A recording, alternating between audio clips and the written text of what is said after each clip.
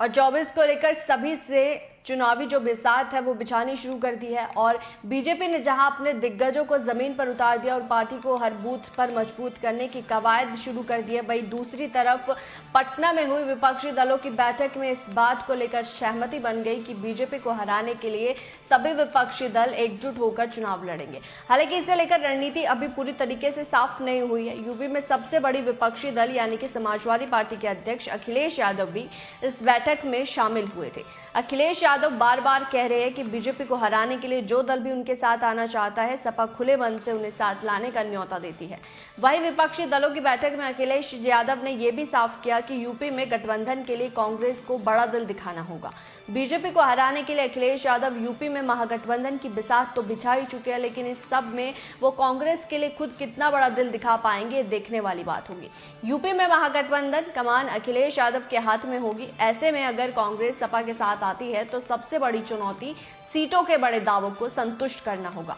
UP में कांग्रेस के पास अभी सिर्फ रायबरेली सीट है, जहां से सोनिया गांधी ने जीत हासिल की थी। ऐसे में सपा कांग्रेस को कितनी सीटें देने को तैयार होगी। वैसे सपा का इतिहास देखा जाए तो बड़े दलों के साथ गठबंधन को लेकर उनका अनुभव कुछ खास अच्छा नहीं रहा।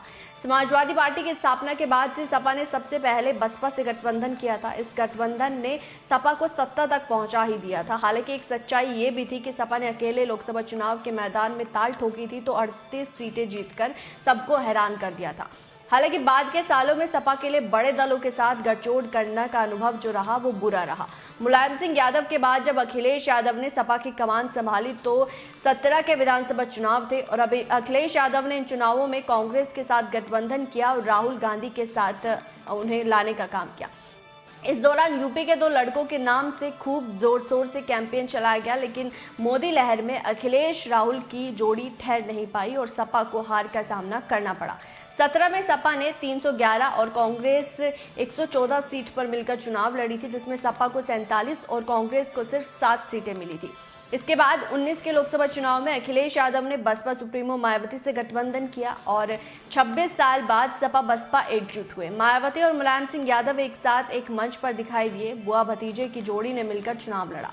बसपा ने 38 और सपा ने 37 सीटों पर मिलकर चुनाव लड़ा, लेकिन परिणाम उम्मीद के मुताबिक नहीं रहा। इस चुनाव में बसपा को 10 और सपा को सिर्फ 5 सीटों पर ही जीत हासिल हुई।